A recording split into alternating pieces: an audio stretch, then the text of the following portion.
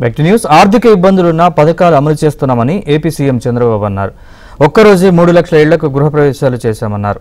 ఉగాది నాటికి మిగిలిన ఇళ్లు కూడా పూర్తి చేసి అప్పగిస్తామన్నారు.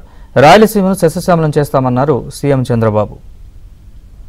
రకరకాల స్కీమ్స్ అన్ని పీఎంఏవై కింద 2,28,000, పీఎంఏవై గ్రామీణ ఇండ్ల కింద 65,000, జన్మన్ ఇండ్లు ఒక 6,800, మొత్తం కలిసి 3 లక్షల ఇండ్లు పూర్తి చేశాం. ఈ అన్నమయ్య జిల్లాలో 67,936 ఇండ్లు ఆమోదం పొందాయి. ఇవన్నీ కూడా 10,900 ఇండ్లు ఇప్పుడు పూర్తి చేశాం.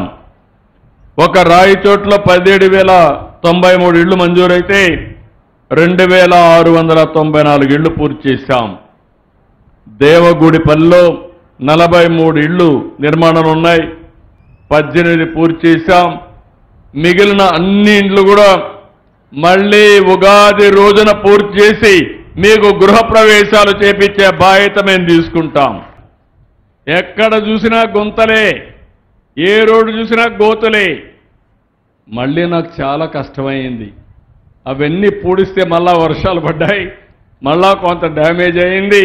అయినా కూడా ఆమె ఇస్తున్నా, నిన్నే ఆదేశాలు ఇచ్చా, 500 కోట్లు రిలీజ్ చేసి అన్ని రోడ్లు ప్రారంభించమన్నా బ్రహ్మాండమైన రోడ్లుగా తయారు చేసే బాధ్యత ఈ ప్రభుత్వాన్ని. ఒక పక్క నేషనల్ హైవేలు, ఒక పక్క స్టేట్ హైవే. ఇక్కడే మా జనార్దన్ రెడ్డి ఉన్నాడు.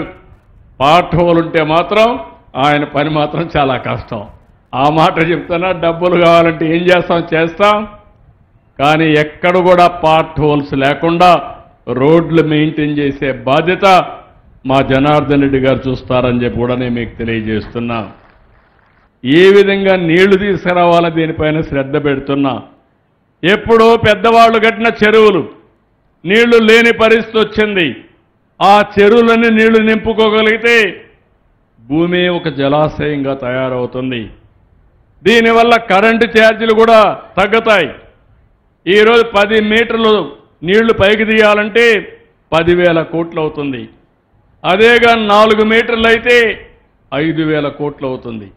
ఈ 5,000 కోట్లు సంవత్సరానికి ఈ పేదవాళ్లకు సంక్షేమ కార్యక్రమాలు ఇచ్చే అవకాశం ఉంటుంది.